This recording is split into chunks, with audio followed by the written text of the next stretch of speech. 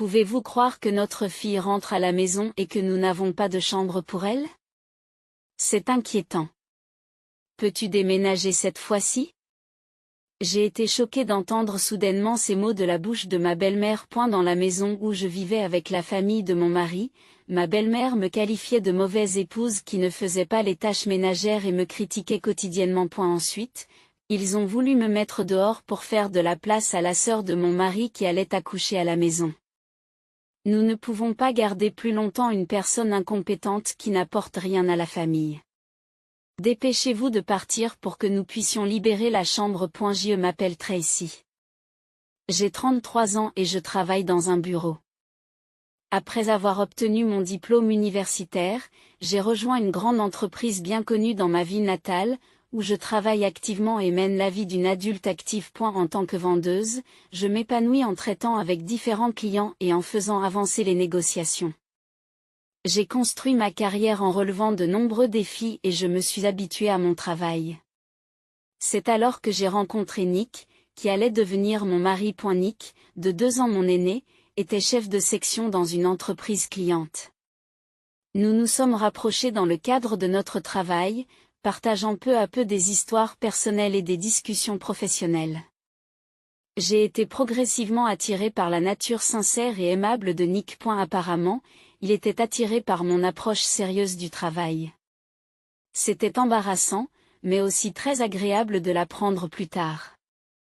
Notre relation a naturellement évolué vers une romance et nous nous sommes mariés lorsque j'ai eu 30 ans. Nous avons loué un appartement dans un quartier bien desservi par nos 2 lieux de travail et nous avons commencé notre vie de couple. Après le mariage, j'ai été promue à un poste de cadre et j'ai mené une vie satisfaisante tant sur le plan professionnel que personnel. Cependant, il y avait un problème. Les visites occasionnelles de ma belle-mère. Celle-ci, qui s'est consacrée au ménage dès son plus jeune âge, estime qu'une belle-fille doit parfaitement s'occuper des tâches ménagères. Tracy, tu as laissé de la vaisselle et tu l'as lavée à nouveau. Et regarde tout ce linge empilé. Tu es si négligente. Quel genre d'éducation avez-vous reçu? Ma belle-mère prononçait ces mots durs chaque fois qu'elle en trouvait l'occasion lors de ses visites du week-end. J'avais prévu de faire le ménage ce jour-là, mais l'atmosphère ne permettait pas de répliquer, et tout ce que j'ai pu dire, c'est je suis désolée. En réalité, je me suis toujours concentrée sur ma carrière et je n'étais pas douée pour les tâches ménagères. Par conséquent, mon incapacité à gérer les tâches ménagères l'a amenée à me considérer comme incompétente. Lorsque j'étais célibataire, je cuisinais rarement et je faisais généralement le ménage et la lessive pendant mes week-ends. Après le mariage, pour réduire la charge des tâches ménagères, j'ai investi dans des appareils électroménagers tels que des robots nettoyeurs.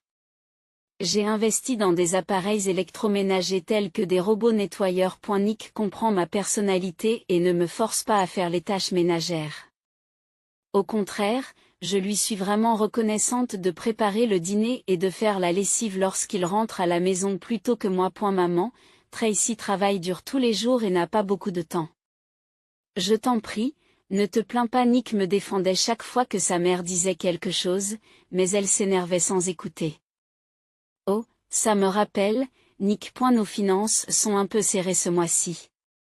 Peux-tu envoyer un peu plus d'argent à la maison? Tout à coup, ma belle-mère, auparavant contrariée, se mettait à faire des demandes effrontées avec un sourire. J'ai soupiré intérieurement en me disant que cela ne se reproduirait pas, et je me suis résignée à la situation. De nombreux membres de la famille vivent dans la maison où mes parents et Laura ont soupiré. Actuellement, les parents, le frère et les grands-parents de Nick y vivent. Il y a encore peu de temps, Lorraine, la sœur de Nick, vivait avec eux et contribuait aux dépenses du ménage en travaillant, mais elle s'est récemment mariée et a quitté la maison. Par conséquent, seuls mon beau-père et mon beau-frère travaillaient depuis lors, ce qui a entraîné une baisse des revenus du ménage, et ils en sont venus à éprouver des difficultés financières. En réalité, leurs revenus étaient inférieurs à ceux de notre ménage. Nick a commencé à soutenir financièrement le foyer de ses parents, mais sa mère nous rendait fréquemment visite, exigeant plus d'argent. Je pense qu'il était normal de refuser compte tenu du budget de notre propre ménage, mais Nick ne pouvait pas ignorer la souffrance de sa famille. Après quelques hésitations, Nick a accepté ses demandes. D'accord, j'enverrai un peu plus d'argent. C'est mon Nick. Contrairement à quelqu'un d'autre, vous comprenez. Ma belle-mère était satisfaite de sa réponse et m'a jeté un coup d'œil. Je me suis sentie mécontente, mais je n'ai pas répliqué. Je voulais m'éloigner de la famille de mon mari, mais notre maison était pratique pour faire la navette, et il était difficile de lui suggérer de déménager compte tenu de sa situation. Cependant, notre vie a changé par la suite. Il n'y avait pas de chaussures pour s'occuper des grands-parents de Nick, qui vivaient dans la maison familiale. À l'origine, ma belle-mère et Lorraine s'en occupaient, mais depuis le départ de Lorraine, la charge de la mère de Nick s'est alourdie. Il semblait que mon beau-père et mon beau-frère laissaient les femmes s'occuper des soins et ne les aidaient guère. Après en avoir discuté avec Nick, nous avons décidé de vivre avec sa famille. Comme nous n'avions pas d'enfants, j'ai accepté cette décision, mais j'ai posé une condition à Nick. Je voulais continuer à me concentrer sur mon travail au lieu d'utiliser mon salaire pour les dépenses du ménage. Je tenais absolument à conserver mon emploi et je n'avais pas l'intention de démissionner. Lorsque j'ai exprimé mon intention, Nick a accepté. Bien sûr, tu n'es pas obligé de quitter ton travail. Je ne veux pas t'impliquer dans les problèmes de ma famille, mais je suis désolé que les choses se soient passées ainsi. Nick s'est excusé. En effet, vivre ensemble pourrait augmenter les sarcasmes de ma belle-mère. C'était ma seule préoccupation, mais nous avons décidé de commencer à vivre avec sa famille, moi continuant à travailler pour subvenir aux besoins du ménage et Nick s'occupant principalement des soins et des tâches ménagères. Cependant, lorsque nous avons commencé à vivre ensemble, sa famille n'était pas satisfaite de notre arrangement. Il est absurde que Nick s'occupe des soins et des tâches ménagères. C'est le rôle de la femme, a déclaré ma belle-mère. C'était une réponse que j'avais en partie anticipée, mais je me suis demandé pourquoi de tels rôles devaient être fixés. Mes beaux-parents et mon beau-frère ont insisté sur le fait que les tâches ménagères et les soins étaient du ressort de la femme et n'ont pas changé d'avis. Ils m'ont donc ordonné de réduire mon temps de travail ou de démissionner. Cependant, si j'obtempérais, nos revenus diminueraient et nous continuerions à éprouver des difficultés financières. Pour subvenir aux besoins d'une famille de 7 personnes, je dois travailler à temps plein. Je continuerai à travailler en tant qu'employée régulière, ai-je expliqué en restant sur mes positions. Cependant, ma belle famille est restée insatisfaite et a renforcé son mécontentement à mon égard. Comment peut-on avoir une telle opinion? Je n'arrive pas à croire que cette belle-fille soit si désobéissante. Ma belle-mère s'est exclamée avec colère et son attitude envers moi est devenue encore plus dure. Par la suite, mon beau-frère m'a également critiqué en utilisant le travail comme excuse pour ne pas aider maman. Quelle femme incompétente. Puis, tous deux ont commencé à diriger les brimades contre moi. Mon beau-père est à peine intervenu et ne m'a pas protégé. Les grands-parents de Nick, qui retournaient dans leur chambre immédiatement après le dîner, avaient peu de contact avec moi et ne s'intéressaient guère à moi. Après avoir commencé à vivre avec mes beaux-parents, mon travail est devenu plus prenant et je rentrais souvent tard à la maison. Lorsque je rentrais après des heures supplémentaires, la famille se plaignait que je devais rentrer plus tôt, me regardant de haut comme si mon travail était insignifiant. Je me sentais profondément frustrée lorsqu'ils rabaissaient mon travail. J'étais fière de mon travail et je m'engageais à assumer mes responsabilités en tant que manager. Cependant, ma belle famille me disait sans cesse de donner la priorité aux tâches ménagères plutôt qu'à mon travail. Finalement, j'ai trouvé plus de paix au travail que dans la maison de ma belle famille. Et ne supportant plus les brimades, je me suis plainte à Nick. Pourquoi suis-je traitée de la sorte alors que je gagne ma vie au quotidien et que je paie même de nouveaux meubles et appareils pour la maison de ta famille? Nick m'a écouté sérieusement. Et elle a compris les problèmes auxquels sa famille serait confrontée si je quittais mon travail. Je parlerai à tout le monde. Je suis vraiment désolée de t'avoir mêlé aux problèmes de ma famille, a dit Nick et j'ai été remplie de gratitude.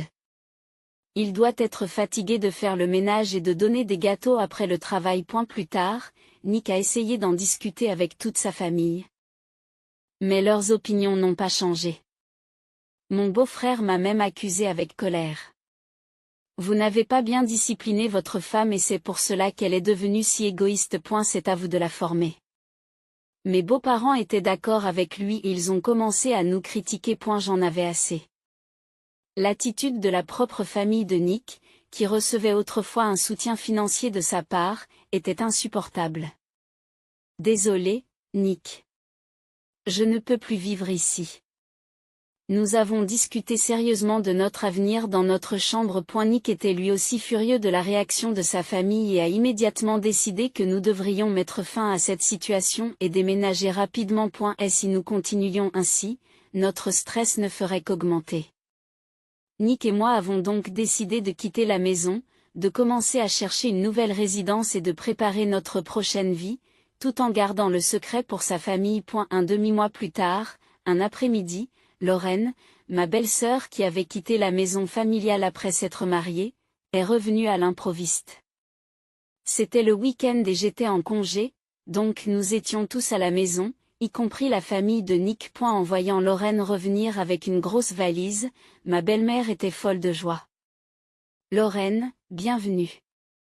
As-tu déjà déjeuné? Si ce n'est pas le cas, je vais te préparer quelque chose tout de suite. Merci, maman. J'ai vraiment faim. Lorraine est passée devant Nick et moi sans nous saluer et s'est dirigée directement vers le salon. Attends un peu. Lorraine, pourquoi es-tu revenue tout d'un coup? Demanda Nick en entrant dans le salon. Lorraine a répondu, je vais bientôt avoir un bébé. C'est ma première fois et je ne me sens pas sûre de moi, alors j'ai décidé de revenir à la maison pour l'accouchement. Je vais rester ici pendant un certain temps. Mon beau-père et mon beau-frère, qui regardaient la télévision dans le salon, semblaient également se réjouir du retour de Lorraine. Cependant, Nick et moi étions perplexes. En effet, la chambre qu'utilisait Lorraine était utilisée par nous à ce moment-là. En effet, la maison familiale était spacieuse, mais à l'époque, elle abritait 7 personnes et il n'y avait pas de chambre libre. Avant que je puisse dire quoi que ce soit, ma belle-mère m'a regardé et a poussé un soupir dramatique. Quelle situation difficile. Lorraine est de retour, mais nous manquons de chambre. Tracy, pourriez-vous partir maintenant que nous sommes dans cette situation? Il m'a fallu un moment pour saisir l'intention derrière ces mots. La chambre que vous utilisez appartenait à l'origine à Lorraine, n'est-ce pas? Maintenant que Lorraine est de retour, il est normal de la lui rendre. Ma belle-mère l'a dit clairement. Puis elle a ri et a dit, nous ne pouvons pas garder ici une personne inutile qui n'aide à rien dans la maison, n'est-ce pas? Tout en cherchant l'accord des autres membres de la famille, mon beau-père a acquiescé, et mon beau-frère m'a regardé en riant. Attends un peu, ce n'est pas déraisonnable? A argumenté Nick, alors que j'étais encore sous le choc. Lorraine m'a alors dit avec véhémence, tu es une femme, mais tu ne t'occupes pas correctement de la maison. Ça ne sert à rien que tu sois là, pars déjà. Cependant, c'est moi qui prenais en charge la plupart des dépenses du foyer. Que arriverait-il à cette maison si je partais? Ont-ils seulement compris cela? Hésitant à le dire, Nick posa sa main sur mon épaule et secoua la tête en signe de résignation. C'est bon, quittons cette maison ensemble. Les paroles de Nick étaient pleines de détermination, et il semblait plus fiable et plus fort que jamais. Nous avions déjà prévu de mettre fin à notre cohabitation dans un avenir proche, alors nous avons pris les décisions plus tôt. J'ai compris. Alors, nous partons tout de suite. À ma réponse, toute la famille a éclaté de rire. Et la colère monta en moi contre eux, qui n'avaient pas retenu Nick, qui les avait aidés à faire le ménage et à donner le cas, et qui n'avaient rien fait d'autre pour l'aider que de rire. L'idée que des personnes désagréables s'en aillent m'éclaircit le cœur. Quand vous partirez, n'oubliez pas d'emporter toutes vos affaires. Ma belle-mère l'a déclaré et j'ai acquiescé en silence. Nous avons immédiatement fait appel à une société de déménagement et avons quitté la maison familiale avec Nick ce jour-là. Le lendemain, alors que nous étions temporairement hébergés à l'hôtel, nous avons reçu un appel de ma belle-mère. Il était surprenant que ma belle-mère appelle mon téléphone portable au lieu de celui de Nick, mais comme j'avais une idée de la raison, j'ai décidé de répondre. Dès que j'ai décroché, la voix furieuse de ma belle-mère s'est fait entendre. Qu'est-ce que ça veut dire? Aujourd'hui, les déménageurs sont venus et ont emporté presque tous les meubles et appareils de la maison. C'est vous qui avez tout organisé, n'est-ce pas? Comme on me l'a reproché, j'ai simplement haussé les épaules en signe de résignation et j'ai pensé que c'était ce que j'attendais. Nick, qui se trouvait à proximité, a semblé entendre sa voix et lui a adressé un sourire. Les déménageurs que j'avais fait venir la veille ont emporté tous les biens de la maison, y compris les meubles et les appareils électroménagers. Parmi eux, il y avait de gros objets comme la table à manger et la télévision, et comme la plupart des choses avaient disparu, la famille était dans le chaos le plus complet. J'ai simplement suivi vos instructions pour emporter tous mes biens. Tout ce qui a été pris a été acheté par moi. C'est pourquoi je m'en suis débarrassé, ai-je répondu, et ma belle-mère ne savait plus où donner de la tête. Les meubles et les appareils électroménagers que nous avons achetés lorsque nous avons commencé à vivre avec eux ont tous été payés par moi. Alors que j'affirmais qu'il s'agissait de mes biens personnels. Ma belle-mère s'est contentée de répondre avec frustration. J'ai bien dit de les emporter, mais c'en est trop. Comment sommes-nous censés vivre dans une maison sans rien? Elle s'est exclamée avec colère, ce à quoi j'ai répondu calmement, maintenant que nous ne vivons plus ensemble, ce n'est plus mon problème. Cela doit être agréable d'avoir une maison spacieuse maintenant que les personnes désagréables sont parties. J'ai fermement dit cela, j'ai ignoré ma belle-mère qui se plaignait toujours, et j'ai raccroché le téléphone. Je pensais qu'elle rappellerait bientôt, mais, étonnamment, elle n'a plus donné signe de vie. Ensuite, Nick et moi avons commencé une nouvelle vie dans notre nouvelle maison. Les meubles et les appareils récupérés dans la maison familiale étaient encore en bon état, nous les avons donc installés dans notre nouvelle maison. Nous avons passé des jours paisibles, mais environ un mois plus tard, nous avons soudain commencé à recevoir des appels fréquents de la famille. Me demandant pourquoi ils nous contactaient à ce moment-là, j'ai envisagé de bloquer les appels, mais j'ai hésité car j'avais quelque chose à leur dire. Occupé par le travail et incapable de répondre au téléphone. Un jour, en rentrant à la maison, j'ai trouvé un appel en absence de ma belle-mère. Nick était encore au travail, avait dû faire des heures supplémentaires et n'était pas encore rentré à la maison. Lorsque j'ai répondu à l'appel, la voix irritée de ma belle-mère a retenti. Tu as enfin décroché. Qu'est-ce que tu veux? Demandai-je, et elle s'empressa d'ordonner, la vie est devenue difficile depuis que vous êtes partis tous les deux. Revenez à la maison. Apparemment, divers paiements avaient commencé à prendre du retard après notre départ. Avant de vivre ensemble, la maison familiale avait fait l'objet d'importants travaux de rénovation sans obstacle pour les grands-parents. Et il restait encore un prêt considérable à rembourser. Nick payait ce prêt lorsque nous vivions avec sa famille. En outre, l'argent que je gagnais était utilisé pour acheter des meubles, des appareils électroménagers et pour couvrir les dépenses mensuelles de la maison. Mais après notre départ, ils ont eu du mal à rembourser le prêt et à gérer les finances du ménage. Les frais de subsistance mensuels que je payais s'élevaient à environ $4 300. Et la famille, qui dépendait de nos revenus et dépensait sans compter, n'avait pas d'économie. Incapables de couvrir plus de $4 000 de dépenses mensuelles, ils étaient désespérés et nous ont demandé de revenir. J'ai été consterné par une demande aussi égoïste. C'est le résultat de votre politique d'expulsion des personnes qui gagnent de l'argent. Nous avons déjà commencé une nouvelle vie et n'avons pas l'intention de revenir. J'ai refusé catégoriquement. Mais ma belle-mère s'est montrée inflexible, disant, comment oses-tu? Ce n'est pas possible. Passez-moi Nick au téléphone. Nick est encore au travail et n'est pas encore rentré.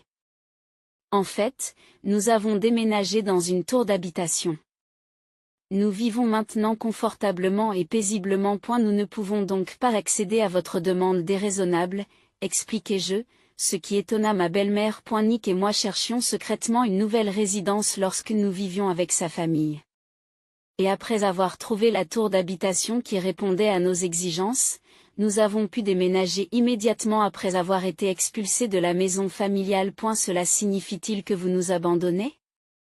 Ma belle-mère nous a accusés d'une voix déchirante. Vous n'avez pas le droit de nous critiquer alors que vous n'avez fait que dépendre de nos revenus et que vous avez dépensé de l'argent sans compter. S'il vous plaît, ne vous mêlez plus de nos vies, ai-je dit fermement. Dès que j'ai eu fini de parler, j'ai mis fin à l'appel sans attendre la réponse de ma belle-mère. J'étais soulagée de les avoir informés de notre déménagement dans la tour d'habitation et j'ai commencé à bloquer tous les contacts de sa famille. Cette nouvelle maison, nous l'avions gagnée au prix d'un dur labeur. Nous voulions faire une déclaration claire à sa famille, qui s'était reposée sur nous de manière responsable tout en se plaignant constamment et en vivant dans l'oisiveté. Lorsque Nick est rentré à la maison, je lui ai parlé de l'appel de sa mère. Il avait également reçu plusieurs appels sur son téléphone portable, mais ne savait pas comment réagir. Je pensais que je ne pouvais pas les abandonner parce qu'ils sont de la famille, mais j'en ai assez de m'occuper d'eux. Dit Nick, l'air découragé. Lui aussi semblait épuisé par la dépendance constante de sa famille. Par la suite, nous avons changé nos numéros de smartphone et nous avons complètement coupé les ponts avec sa famille. Comme nous avons seulement dit à ma belle-mère que nous vivions dans une tour d'habitation, ils n'ont pas pu connaître notre adresse exacte. Par la suite, Nick et moi avons passé des journées paisibles ensemble, occupés par nos rôles de manager mais nous sentant épanouis dans notre vie quotidienne. 3 ans plus tard, Nick et moi avons décidé de prendre des nouvelles de sa famille après une longue période. Depuis qu'il avait quitté le domicile familial, Nick n'avait pas rendu visite à sa famille, même à l'occasion de Thanksgiving ou de Noël, de sorte que nous n'avions aucune idée de la façon dont il vivait. En arrivant au domicile familial, nous n'avons trouvé aucun signe de la famille de Nick. La maison était à vendre et de parfaits étrangers y vivaient. C'est étrange, où tout le monde a-t-il pu aller ?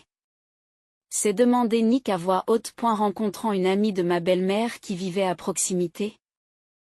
Nous avons décidé de nous renseigner sur leur situation récente. Les événements qui se sont déroulés dans la maison familiale au cours des 3 dernières années ont alors été révélés. Lorraine était revenue pour accoucher, prétendant que c'était temporaire, mais en réalité, elle était déjà divorcée et continuait à vivre dans la maison familiale même après l'accouchement. Malgré notre départ, l'arrivée de nouveaux membres de la famille a encore pesé sur les finances du ménage. Ma belle-mère a commencé à travailler à temps partiel et Lorraine a rapidement placé son enfant à la crèche pour commencer à travailler, mais leur nuit était occupée par les tâches ménagères et la distribution des cadeaux aux grands-parents. L'épuisement dû à l'ajout de la garde d'enfants à leur vie déjà bien remplie était inimaginable. Les grands-parents de Nick ont cessé de sortir pour économiser de l'argent, mais ils ont tous deux fini par développer une démence. Ma belle-mère n'a pas eu d'autre choix que de quitter son emploi pour se concentrer sur les Cagivins, mais même avec l'aide de Lorraine, il y avait une limite à ce que les amateurs pouvaient faire. Incapables de supporter la situation, ils ont rapidement demandé à mon beau-père de placer les grands-parents dans un établissement, mais mon beau-père et mon beau-frère ont refusé de les écouter. Ils comptaient sur la pension des grands-parents et étaient réticents à dépenser de l'argent pour l'établissement. Les avis de la famille étaient donc partagés. Je ne supporte plus cette vie. J'ai atteint ma limite. La mère de Nick a poussé un cri d'agonie et a quitté la maison avec Lorraine et son petit enfant. Laissés seuls, mon beau-père et mon beau-frère n'ont pas pu s'occuper des grands-parents atteints de démence. Malgré l'embauche d'aide, ils ont vite atteint leurs limites. Finalement, ils ont décidé de placer les grands-parents dans un établissement. Mais entre-temps, la famille s'est désagrégée et personne n'est rentré chez lui. Ayant du mal à rembourser le prêt pour la rénovation, mon beau-père et mon beau-frère ont fini par vendre la maison et ont déménagé après avoir remboursé le prêt. En entendant ces histoires, Nick affichait une expression triste remplie d'émotions contradictoires. Nous avons demandé aux voisins le nom de l'établissement où ses grands-parents séjournaient et avons décidé de leur rendre visite prochainement. Quelques jours plus tard, un voisin a contacté Nick en lui transmettant un message de ma belle-mère. Apparemment, elle avait appris notre visite à la maison familiale. Selon elle, mon beau-père et mon beau-frère vivaient ensemble et payaient les frais d'hébergement des grands-parents. Mais ils leur rendaient rarement visite. Ma belle-mère elle-même vivait avec Lorraine et son petit enfant, travaillait à temps partiel et luttait toujours contre la VIE. Je ne peux plus supporter cette vie. S'il vous plaît, laissez-nous vivre dans une tour d'habitation, nous aussi, a demandé la voisine. En entendant une telle demande, nous avons été stupéfaits. Nick, lui aussi, s'était méfié de sa famille et avait cessé de contacter la voisine par la suite. Je n'ai plus l'intention de m'impliquer dans ma famille. Mais je veux garder un œil sur grand-père et grand-mère jusqu'à la fin, a-t-il déclaré. J'ai approuvé sa décision et je l'ai soutenue, en me concentrant plus que jamais sur notre travail, surtout lorsque Nick ressentait parfois la solitude de la perte de sa famille. Après avoir surmonté des moments difficiles, nous voulons vivre encore plus heureux à partir de maintenant. Nous prévoyons de chérir notre vie actuelle, de vivre en paix et d'envisager d'avoir des enfants à l'avenir.